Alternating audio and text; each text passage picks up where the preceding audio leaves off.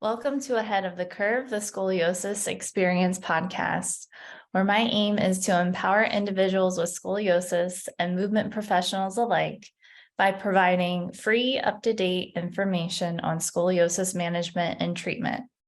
My goal is to improve the quality of life for those with scoliosis and equip movement professionals with the knowledge and skills needed to effectively support them.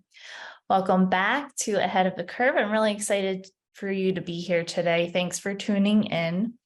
My name is Dr. Megan Teed. I am a physical therapist and a fellow scolio warrior.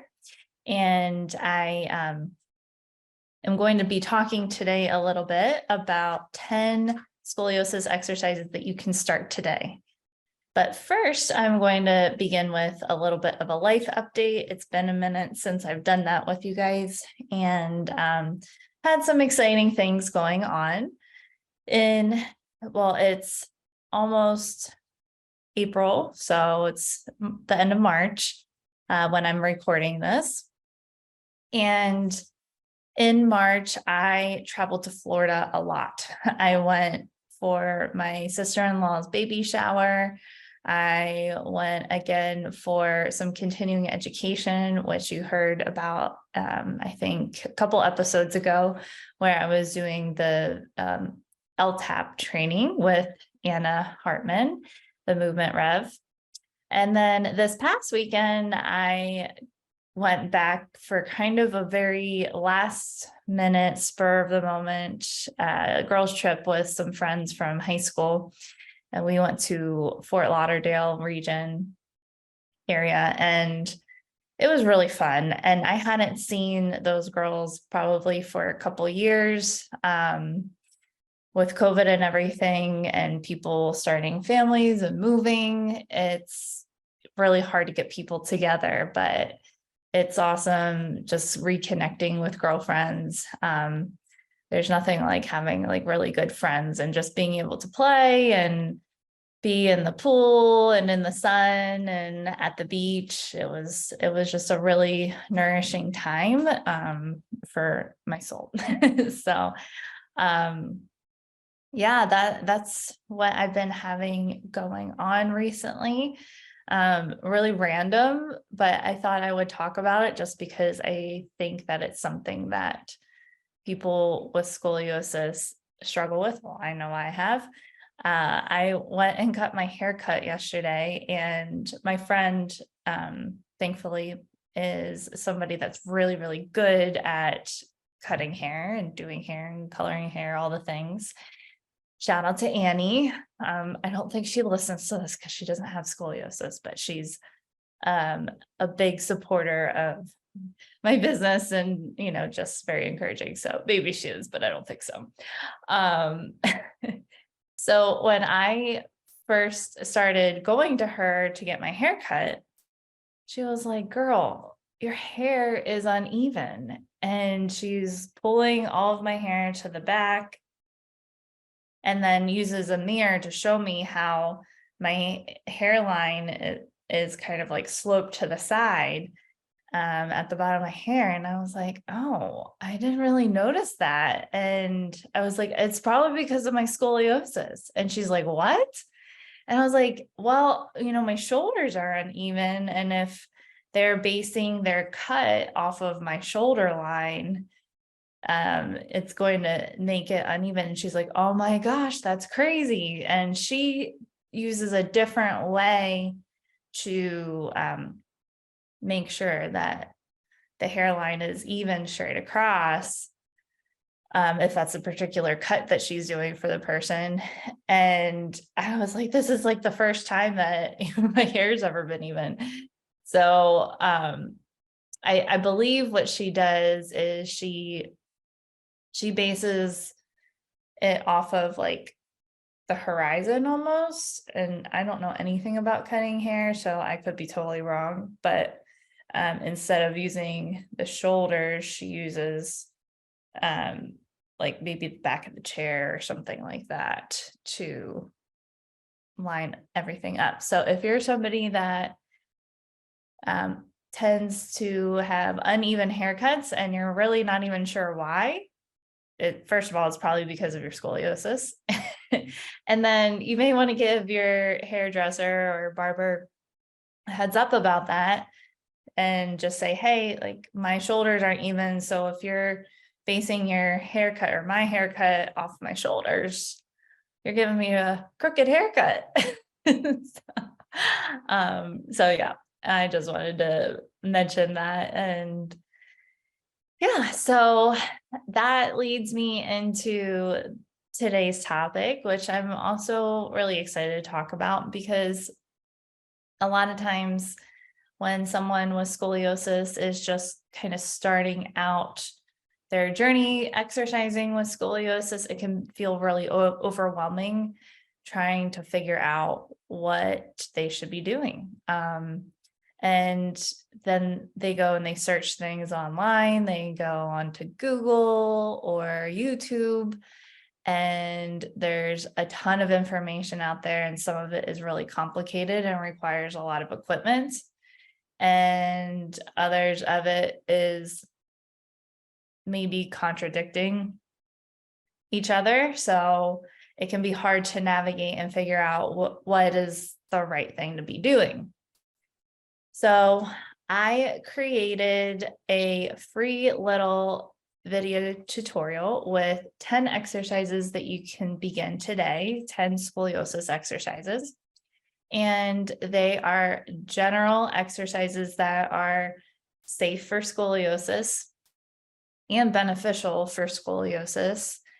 Obviously, they will not be specific to you and your curve, because in order to have that, I would need to do an assessment and all those things. But these are really great exercises that you can begin with, and you can begin seeing really positive results for yourself without having to spend a lot of money or time trying to research something on your own. The majority of the exercises,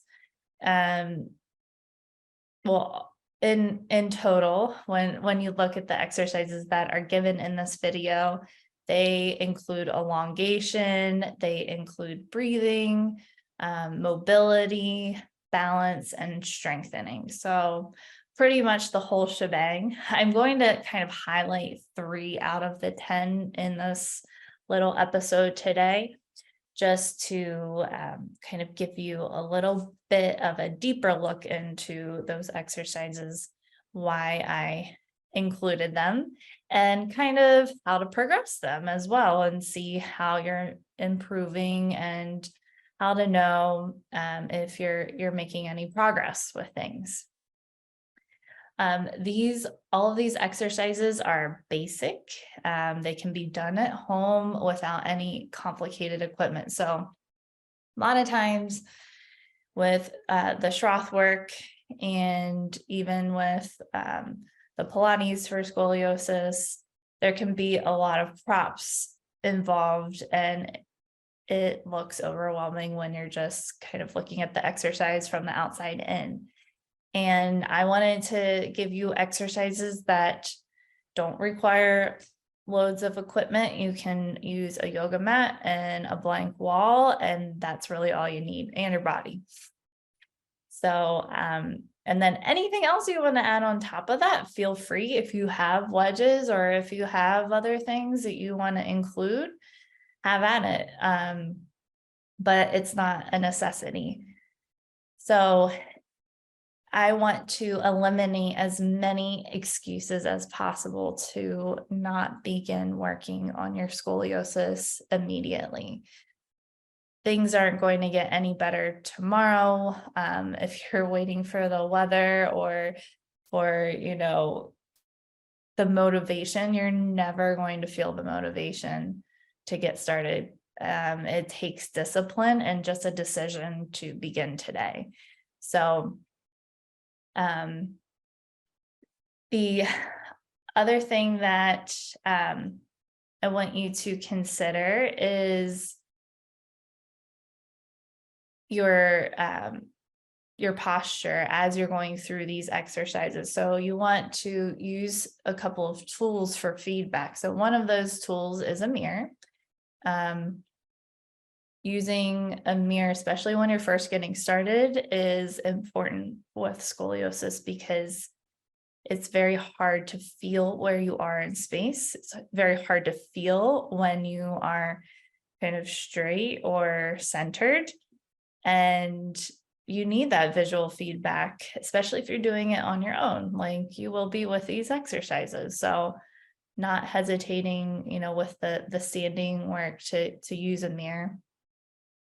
And then also using your yoga mat. So when you go and you lay down onto your mat, feel the edges of the mat and kind of feel in between your body and the edge of the mat and see if it's the same the whole way from the shoulders down to your hips. Because again, even your head, see, I'm forgetting a body part, big, important body part.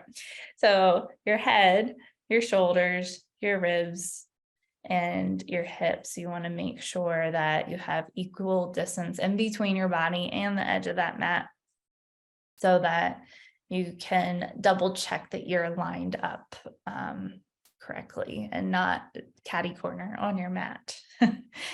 And also continuing to kind of check in with yourself as you're going through the exercises. So another way to assess how your posture is throughout the exercises is to feel the way that you are on the mat. So notice if your hips are weighted equally into the mat, your ribs are equal into the mat. Initially, you may not be able to feel that, but just beginning to kind of check in and make that connection between your brain and your body it's really important when you're beginning to work on your scoliosis. The nice thing about these exercises not requiring a bunch of complicated equipment, being able to do it at home, you can begin to fold these exercises into your daily life. So especially if you work from home, whether you are a stay-at-home mom or somebody that has the ability to work from home, kind of breaking up your day, breaking up sitting, using these exercises and kind of throwing them in here and there. You don't have to turn on the video and sit down and do the whole, I think it's about, there's a bug. It's about like 23 minutes long. You don't have to sit there and go through all the 10 exercises at one time. If you have that ability, awesome. If you don't, just pulling a few of the exercises into your daily life is going to, again, it's going to help you to eliminate excuses and reasons not to begin today. Now, the reason that I created these exercises the way that I did is because this is a really poor start to a sentence.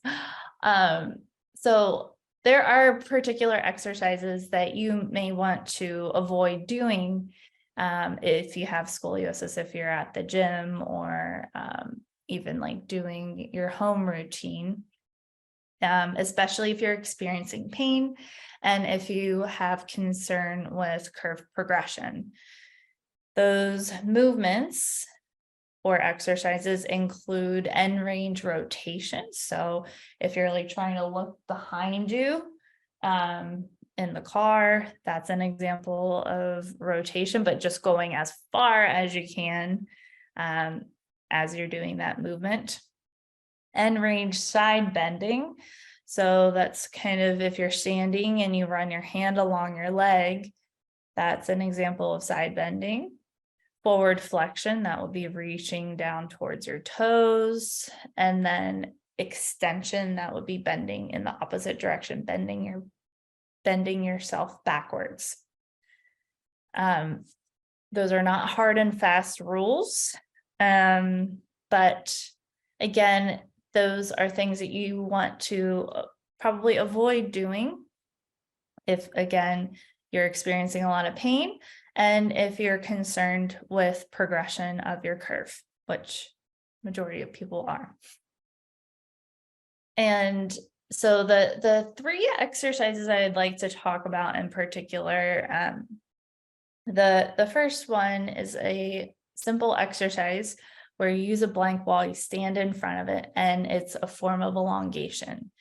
You slide your hands up the wall into a V position, and you then slide your hands down the wall, rotate your fingers in towards each other so that the fingers end up in line with nose level and your elbows pull out wide to the right, wide to the left. And you're working on elongation, breathing, and expansion with that particular exercise. A way that you can progress that exercise, doing more repetitions, is one way. Another way is just lengthening the amount of time that you're spending breathing. So you can hang out in either one of those positions a bit longer and try and deepen your breaths each time. So trying to get more expansion, more length through the spine each time. A way that you can feel if that is changing or progressing, if you're able to be achieving a deeper breath as you're going through that exercise, you'll eventually be able to feel your hollow side expanding. So hollow side, concave side, that's the side that's like where your ribs are more squished together and there's not as much space in between each rib. And a lot of times you may feel like there's less space in between your rib and your hip on that side. Not necessarily the case for everybody. Everybody's snowflake. No two curves are the same.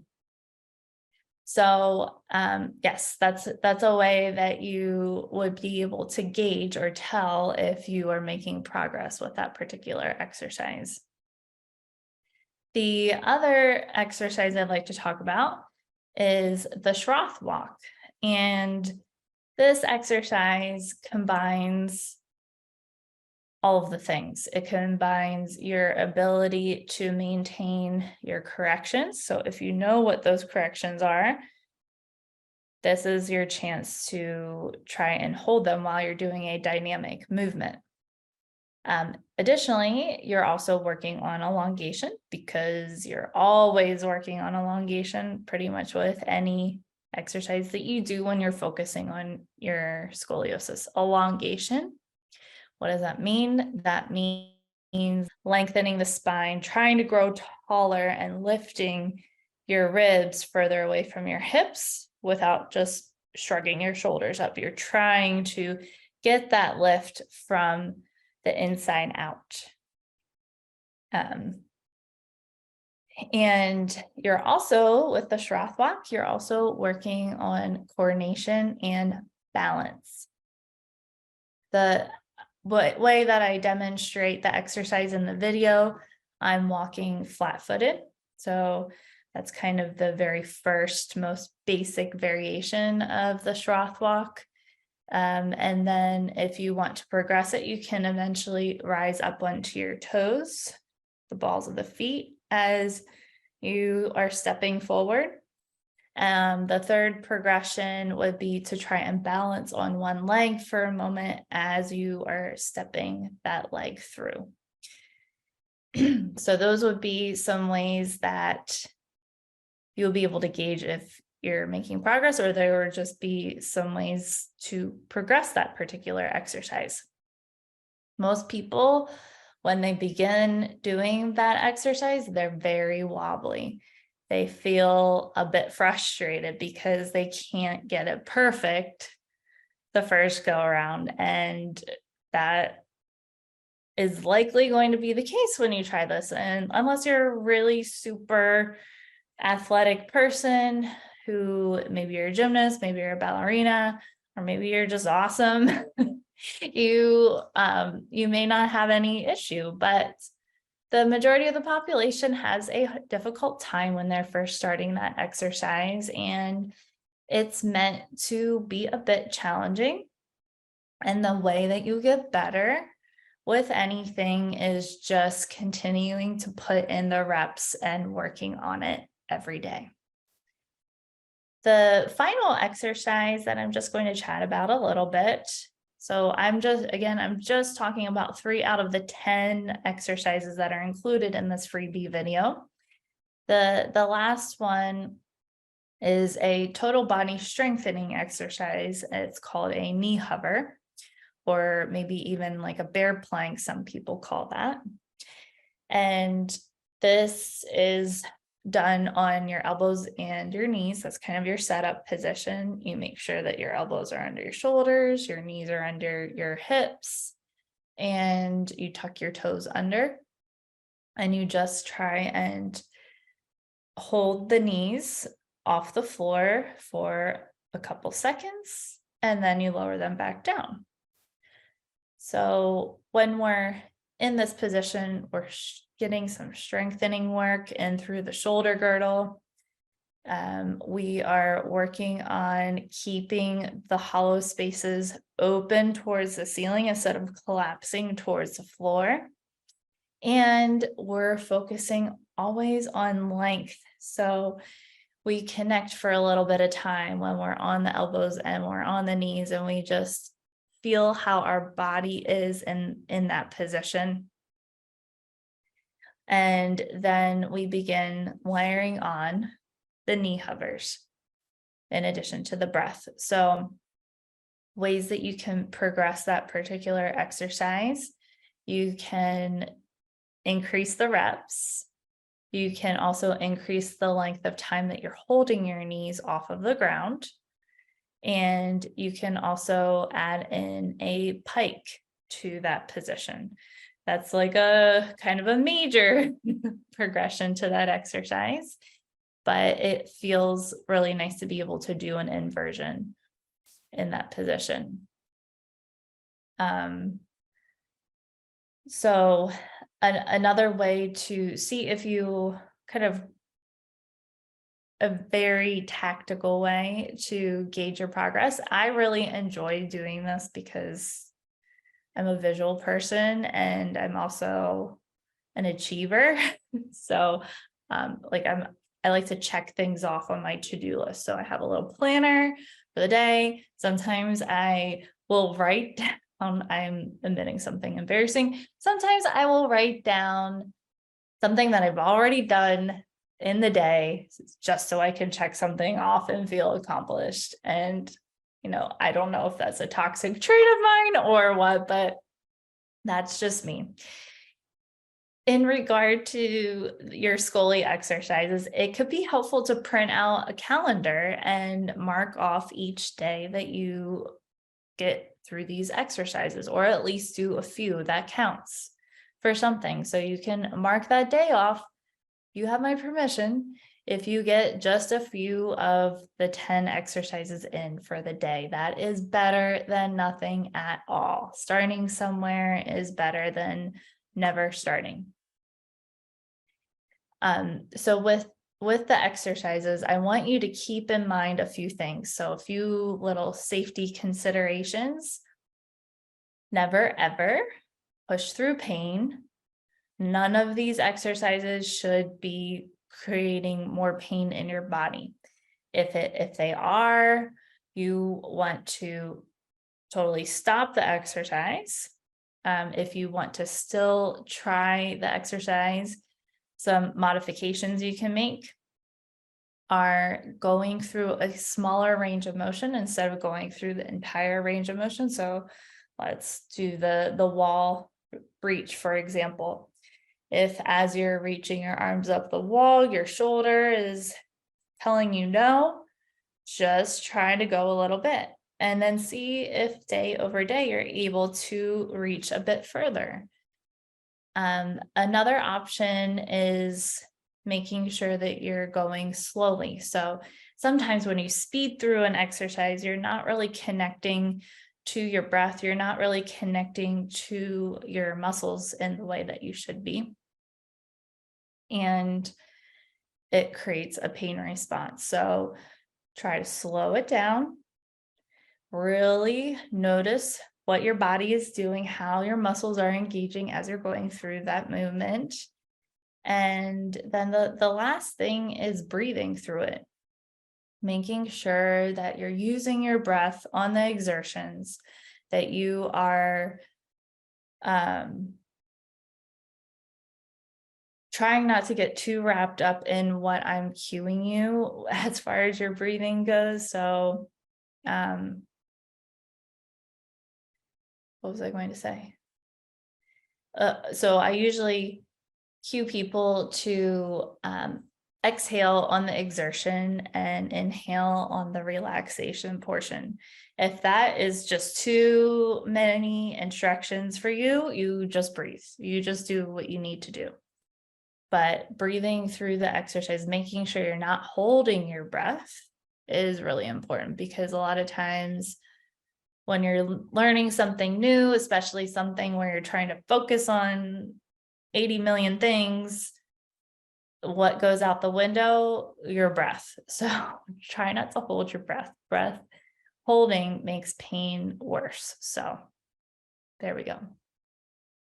All right. So in summary, these 10 exercises, they are comprehensive. They are meant to be done without any crazy equipment, keeping it simple. I want to take out the guesswork. I want to take out the excuses, any reasons for you to not begin today with the exercises, so that you can incorporate them into your life, so that they become something that you do every day. And it's kind of second nature. It's unconscious. You go and you do one exercise, and then you go about your day, and then you add something else in. You don't have to do all of them at the same time. I want you to begin this discipline and do this for yourself, so that you can serve the people that you love better. You can show up in your life. You can enjoy time out and walks with your friends, because you are beginning to take really small steps to care for your spine, to care for your scoliosis. And, if you're like me and you want to track it off and check it off on your calendar, print out a calendar. They're all over the internet, and you can get that satisfaction of achieving your goal for the day. So this freebie, it can be found in the show notes. There's a link there. And if you want to dive deeper into this work, the small group scoliosis coaching is a really great way to add on another layer to this, to really dive in deep to the scoliosis work into your own body. You pretty much get a college education on your curve in the small group coaching. So you won't ever have to kind of wonder or be confused about how you should be sleeping, how you should be carrying your purse, even, working in the kitchen.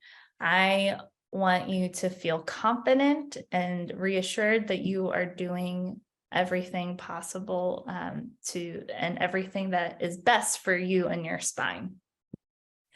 So thanks again for tuning into another episode of Ahead of the Curve. I hope you found the information and insights shared today helpful in your journey with scoliosis. Join us again next time for more discussions on living with scoliosis and ways to support those with this condition. Until next time, take care and stay ahead of the curve.